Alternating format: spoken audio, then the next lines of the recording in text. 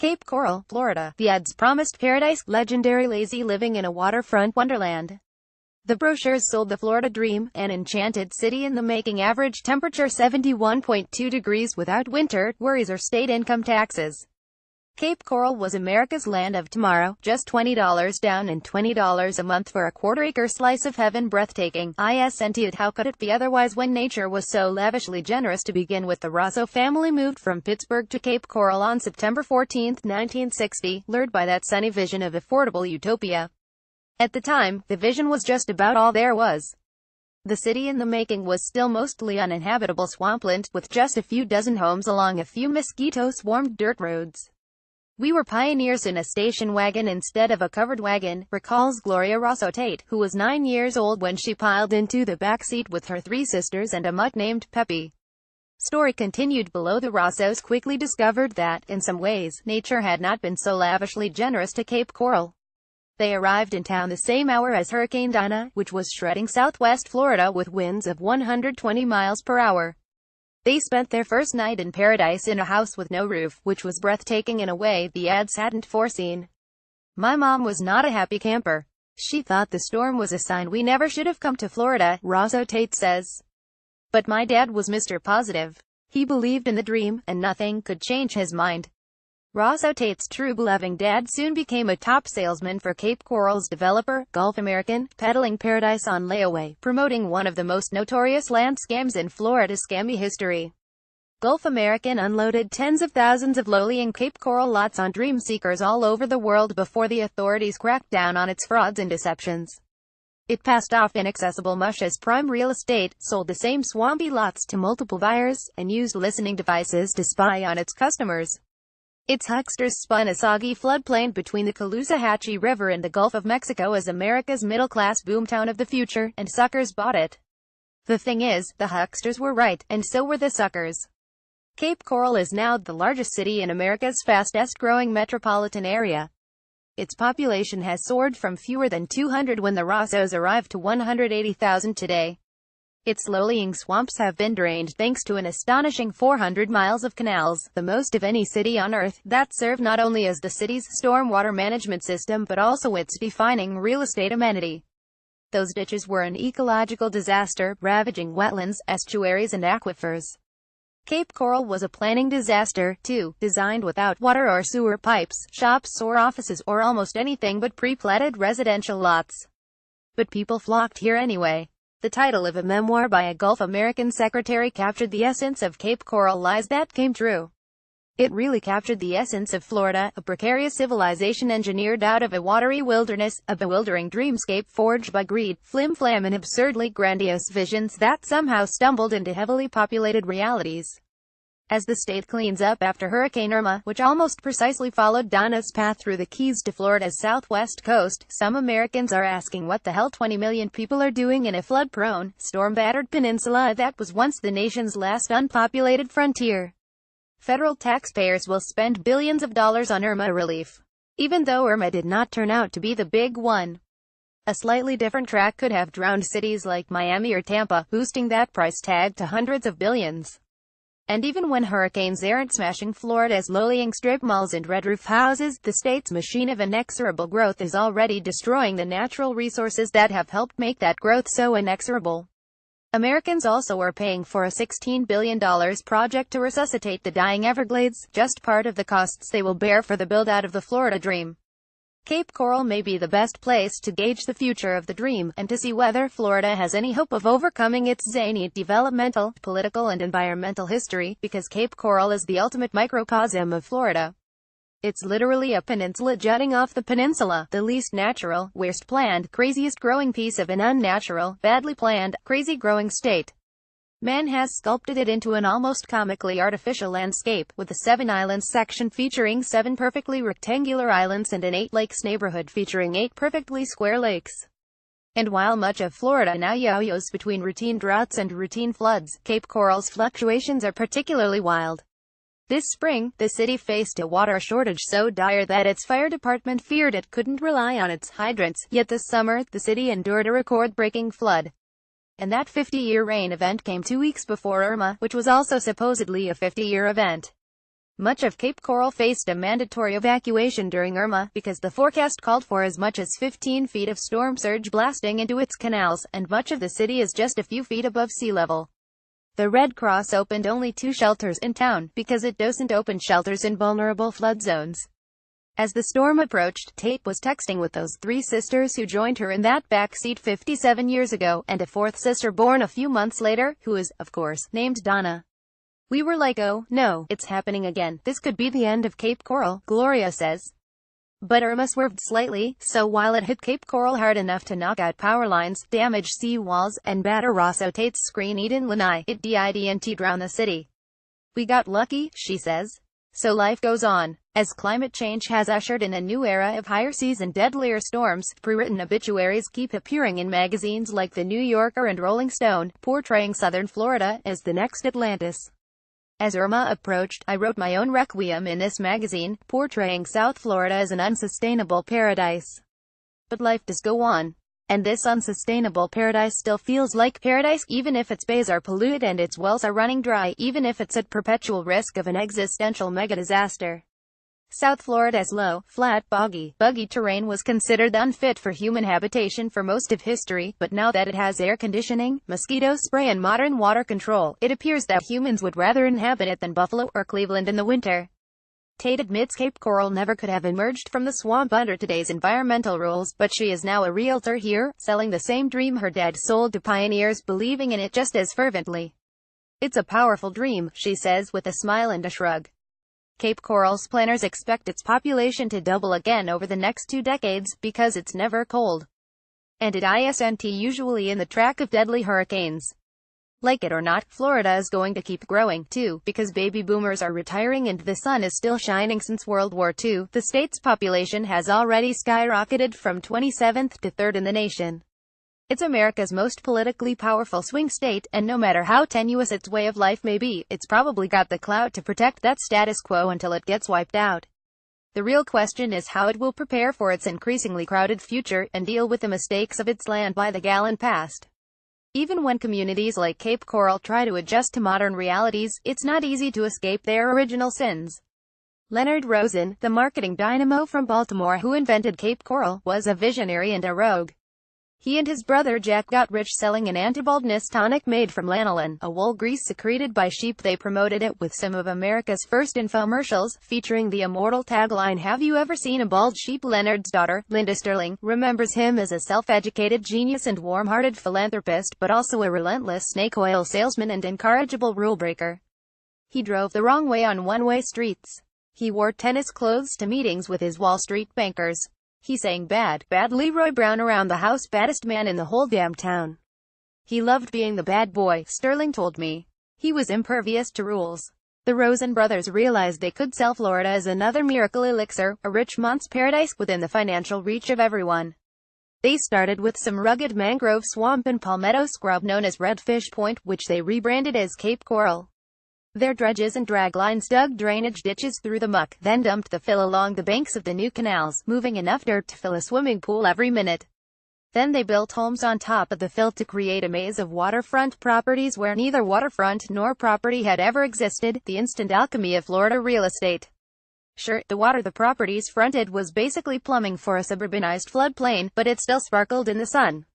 Sure, the creation of paradise required the annihilation of nature, but Gulf Americans ads touted this improvement of wetlands as the essence of America's Canto spirit. This virgin land has become a leading symbol of Mont's accomplishments. The Rosens' real innovation was selling Cape Coral as frenetically as they sold their magic hair products.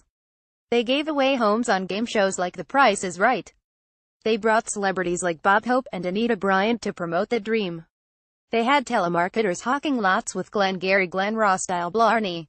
They sent sales reps across the ocean. Gloria Rosso Tate's dad pitched paradise in London and Rome, and planted touts at Florida hotels and attractions, luring tourists to free steak dinners interrupted by salesmen shouting, "Lot number 18 is sold," and paid ringers, yelling, "I just bought one." Prospective buyers were offered free stays at the company motel, where rooms were bugged to help salesmen customize their pitches, and taken on company Cessnas for flyabys to see lots the pilots reserved by dropping sacks of flour from the sky. Sometimes the fly-out buyers ended up with marshy lots nowhere near the drained ones where the sacks landed, but for all the fibs and propaganda, Cape Coral really did boom. Cape Coral was brilliantly orchestrated and terribly planned, says Florida historian Gary Mormino, author of Land of Sunshine, State of Dreams. They built an instant city on steroids, with none of the stuff you need to make a city work. The Rosens did build Cape Coral, a yacht club and a snazzy pavilion featuring the country's largest rose garden and a dancing fountain called Waltzing Waters. But those amenities were sales tools, intended to produce the illusion of a community for potential residents.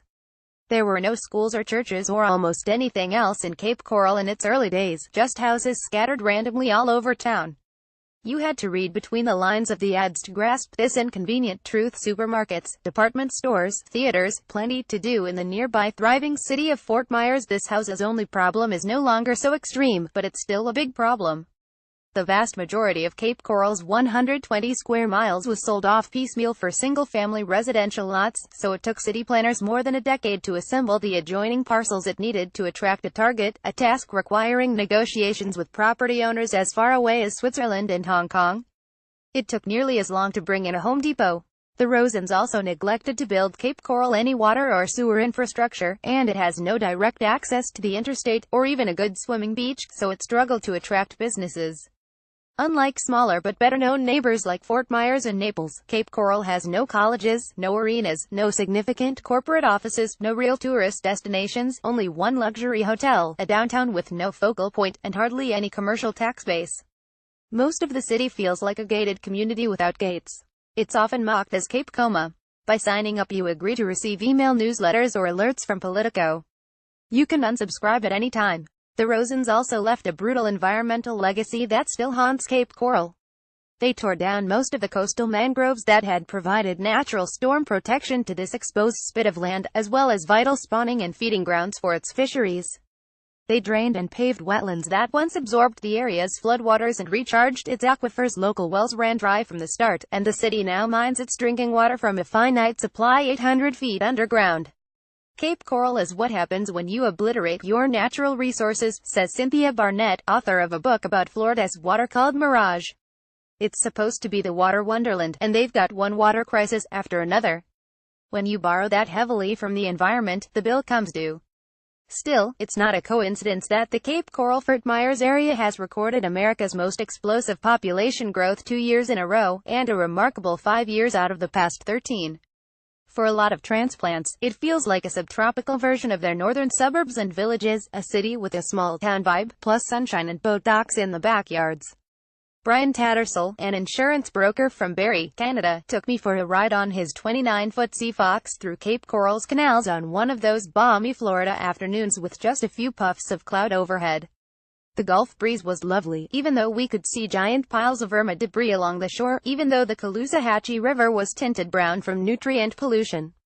There are several dozen Barrie natives living in Cape Coral, because word about afternoons like this travels. People say, "Are you crazy, living in Florida with all those hurricanes?" Tattersall told me as we drifted through a slow-speed manatee zone. "Come on, does this feel crazy?" He recalled a recent outing with his grandchildren where they saw dolphins and stingrays, then watched the thrashing as some jacks fed on a school of mullet. "That's what life is about, right?" I asked him whether he thought Irma would scare away the next generation of newcomers, and he scoffed. "No way," he said. Then he reconsidered. "Look, if we get 15 feet of storm surge, holy shit, that would take out Cape Coral." Another pause. He sipped his Bud Light. Even then, no way. I'm a motherfucking woman." Cape Coral Mayor Marnie Sawicki is driving me around town in her Audi convertible, singing along to $Has provocative jam. Sawicki is the first woman to lead the city and proud of it. Her office is cluttered with "You Go Girl" totems like a hot pink fire hat and a cartoon of her cutting down the Cape Coral Council Boys Club with a chainsaw. It's a bit jarring that this sleepy, retro, Republican bedroom community has an unfiltered blonde Democratic mayor with a "Love Conquers All" tattoo on her shoulder and healing quartzes on her desk. Sawicki told me that during Irma, she meditated in her command center and put her city in her infinite light of protection. Sawicki has had a tough year. Her ex-husband was arrested for allegedly assaulting her at a national mayor's conference, and she says she faced a classic small-town whispering campaign about her turbulent love life after she went public as a victim. She only moved from Cleveland in 2010, and she jokes that she's already the Kim Kardashian of Cape Coral, an irresistible target for gossip. "I'm not what they're used to here," says Sawicki, a 47-year-old marketing executive and mother of 2 college students. "I've tried to shake things up, and it hasn't been easy." Cape Coral's main problems, as Sawicki saw them, were a monoculture of single-family homes, entrenched by a political culture unwilling to make long-term investments that could attract viable businesses and make the town a bit livelier. That's why she ran for mayor after just 3 years in town, vowing to diversify its economy and improve its infrastructure. She upset the incumbent by 123 votes, but after a long and bitter recount, she has struggled to enact her agenda. It's hard to change a politically polarized bedroom community. To illustrate why, she parked in front of the city-owned Sunsplash Family Water Park, a rundown 14-acre collection of twisting slides and kiddie pools that is the closest thing Cape Coral has to a tourist attraction. It's unfair to judge a fun park when it's closed for the season, but it didn't look overly fun. Sawicki had hoped to upgrade it, but nobody wanted to pay extra taxes. So, she supported a plan to let the park raise its revenue by selling alcohol, but that provoked such an outcry about the bad element it could attract that it never got a vote. "Awesome," Sawicki snarked. "We get to keep our sad little park the way it is." Sawicki often says awesome about status quo forces she considers subawesome, like retirees who clamor for extra bocce fields at the expense of youth programs, or cave people, her shorthand for citizens against virtually everything determined to keep the city boring. The mayor did push through a pilot program allowing bars in Cape Coral's somnolent downtown to stay open until 4 a.m., and it did attract a rare infusion of out-of-town visitors, but city council shut down the experiment after a year. It was requiring extra police manpower, and opponents didn't want to hire more officers. This is a common theme in Florida politics, which is often dominated by seniors who don't care much about schools or other services, and don't like taxes. It's especially common in Southwest Florida, where the seniors tend to be conservative Republican transplants from the Midwest. During the Great Recession, when Cape Coral became the epicenter of the global foreclosure crisis, anti-tax activists took over local government and halted long-overdue efforts to extend water and sewer infrastructure throughout the city. That just made Cape Coral's houses' only problem worse, because businesses don't want to rely on sporadic well water and septic tanks. Most healthy cities aim for at least 30% of their tax base to be commercial. In 2013, Cape Coral's was just 8%. Sawicki has worked hard to nudge that up to 12% commercial, with a new fresh market and a powerboat manufacturing facility coming soon. But most of her visions are still just visions. She has partnered with the University of South Florida on an ambitious redevelopment plan for downtown, and helped block a huge new single-family subdivision on an abandoned golf course near downtown that would have ruined the plan, but the plan is still on the drawing board. She tried to persuade several nearby colleges to open satellite campuses in Cape Coral, with no luck. 5 of the 6 multifamily housing developments proposed during her tenure were rejected. "The pitchforks came out because we can't bring in those people," she says. Awesome. She's clearly frustrated by local politics. She stormed out of a public meeting in April, calling one city councilor a dumbass and another a bitch. The state is now investigating allegations by her local enemies that she accepted illegal gifts from an ex-boyfriend. She's not running for re-election. Still, Sawicki wanted to show me some ways Cape Coral is overcoming its past. So she took me to, of all places, her city's water treatment plant, which pulls brackish water out of a deep underground aquifer and purifies it into drinking water. Work on the state-of-the-art $92 million facility began after Cape Coral nearly ran out of water during the last boom. "I was having a lot of sleepless nights," recalls Andrew Fenske, who has the revealing title of water production manager. "We got beat up politically over this investment, but it's a good thing we made it. The plant has capacity to accommodate a full build-out of 400,000 residents, and it performed so well during Irma that Cape Coral was one of the few local communities that didn't have to issue a boil water order." Sawicki noted that the city's upgraded wastewater infrastructure also did its job, while Fort Myers had millions of gallons of raw sewage spewing out of manholes during the storm. "We're trying," she kept saying. Sawicki also took me to meet the city's planning coordinator, Wyatt Daltrey, who confirmed the city really is trying to fix its houses' only problem and infrastructure problems. But he said it's hard to undo half a century of chaotic development and chronic underinvestment, and he kept returning to the city's more existential problem: it's a fast-growing city in a low-lying floodplain. "People who move here are, frankly, putting themselves in a vulnerable situation," Daltrey said. If Irma had turned an hour later, we'd be having a very different conversation. Meeting Daltrey was a nice surprise because more than a decade ago, when I was researching a book about Mont's abusive relationship with nature in Florida, I had hung out with his dad, Wayne Daltrey, a delightfully crotchety regional planner. At the time, Wayne had concluded that Southwest Florida was an unredeemable mess, doomed by rapacious developers and corrupt politicians from his own Republican Party. I hadn't realized that his son had followed him into the family business, but I was glad to see that Wayne's perennially uphill battle for smarter growth and long-term thinking in Southwest Florida was being fought by a second generation. And Wyatt, while gloomy, seemed at least marginally more hopeful than I had remembered Wayne. Wayne is retired now, and his email address includes the word happy, which confused me, though it also includes fogey, which sounded more like him. When I met the Daltreys for beers in Cape Coral, I was almost relieved to find that Wayne's outlook is even gloomier now, because Republican Governor Rick Scott's rollback of Florida's state planning laws has led to even more ground-any cost sprawl, because he believes rising seas will wipe out Florida's shoreline and erase its natural barriers against storms, and because of the election of President Donald Trump, after which he gnashed his teeth so hard he broke two of them. I asked Wayne Daltrey whether he could think of anything positive that's happened over the past decade. "When you know as much as I do, and you still get up in the morning, that's positive," he said. Wayne thinks the city his son is trying to help fix is as hopeless as the rest of the region. He grumbled that the aquifer feeding Cape Coral's fancy water plant will inevitably get tapped out. He denounced at least 4 municipal policy decisions he believes are harming local estuaries. The conversation got a bit awkward at one point. Wyatt was explaining one of his redevelopment projects, and Wayne snapped that it would just bring more people to an unsustainable, car-dependent, bay-polluting coastal evacuation zone. Wyatt mumbled that more people are coming no matter what because everyone loves the water, so it makes sense to try to make the best of a suboptimal situation. To his father, less unsustainable is still unsustainable, and less risk of disaster is still a disaster. "Yeah, everyone loves the water," Wayne said. "Until it's in their house."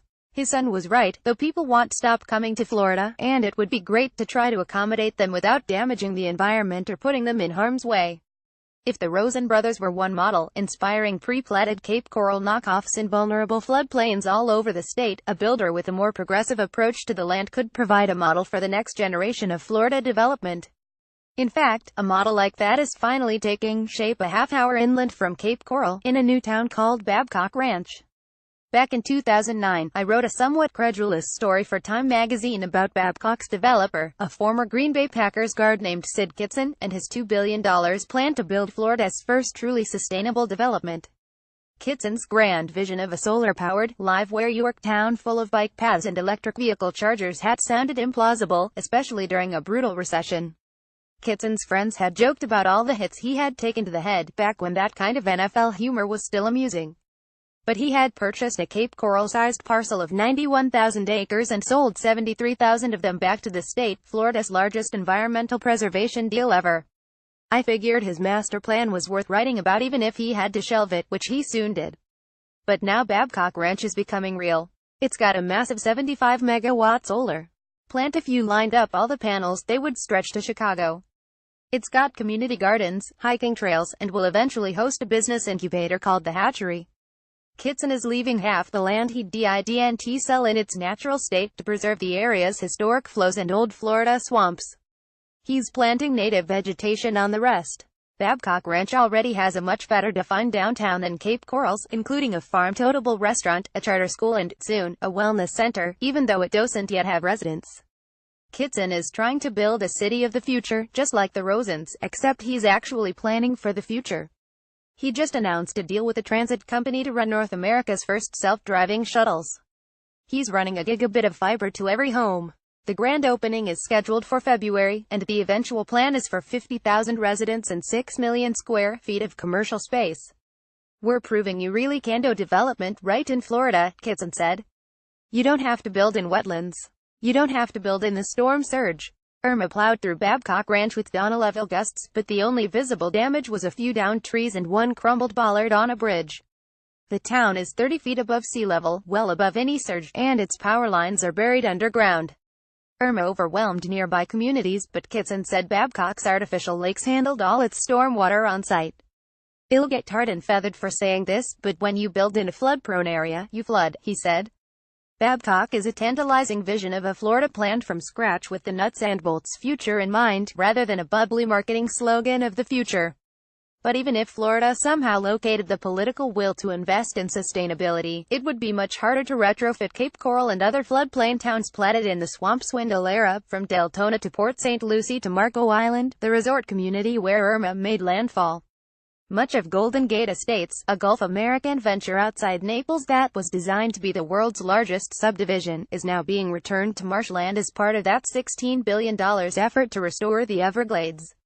But that's only because most of Gulf Americans' lies about Golden Gate, an entirely new and wonderful way of life, did not come true, so it still had huge swaths of land without homes that could be restored to nature. That won't work in the ill-conceived suburbs and coastal resort towns where so many Floridians actually live. Those communities will probably just bring in more bodies and muddle through. Their economies tend to resemble growth-dependent pyramid schemes, constantly importing new landscapers and drywall guys whose jobs rely on importing more new landscapers and drywall guys. And their politics often reflect a right-wing strain of denial about climate change and suspicion of land use planning. Ray Judah, a self-described Teddy Roosevelt Republican who served more than 2 decades on the county commission that oversees Cape Coral, was a lonely voice for eco-consciousness, pushing to deal with sea level rise and for zoning language that discouraged density in high-hazard areas. But he was attacked as an eco-radical and voted out. He says his language to prevent overdevelopment in harm's way quietly disappeared, and the silence about climate remains deafening. Around here, we're doing whatever's the opposite of sustainability, Judah says. We're just waiting around for the next disaster. I didn't get to meet Judah in Cape Coral because he had scraped his shin on a boat dock and contracted flesh-eating bacteria from polluted Caloosahatchee River water, the best nature out of whack metaphor I heard during my visit. It's a perfect example of how the South Florida ecosystem feels like it's taking revenge on us. The Caloosahatchee is filthy for the same reason the St. Lucie estuary on the East Coast got shrouded in foul-smelling guacamole green glop last summer whenever Lake Okeechobee gets too high. Water managers blast billions of gallons of its nasty water east and west because they're afraid a hurricane might blow out its dike and kill thousands of people. That actually happened in 1928, helping inspire Zora Neale Hurston to write "Their Eyes Were Watching God." And as I write these words, the water in the lake has risen to its highest level in more than a decade. It's kind of scary. But here in Miami, it's also sunny and 79 degrees. I can see palm trees out my window, and a fluffy cloud shaped like a dragon. This year, 9 of Forbes magazine's 25 fastest-growing cities were in Florida, because many people would like a view like this and not so many people pay attention to Lake Okeechobee's water levels. Maybe the end is coming for South Florida, but the end is coming for us all. Why not spend as much time before the end where its warm writers are always warning that the Florida dream is in mortal danger? My entry during the 2008 real estate meltdown was titled Sunset State. But not long after that, when Cape Coral was still the foreclosure capital of the world, Gloria Rosso Tate launched a Catch the Vision marketing campaign to try to resuscitate its reputation. It must have worked, because this year the city topped that Forbes list. And Rosso Tate isn't worried Irma will even dent the dream. As the old Gulf American brochures promised, it's fun to live in a high-growth area. Snowbirds are already calling her about winter rentals. Paradise, she says, is open for business. Michael Grunwald is the senior staff writer for Politico magazine.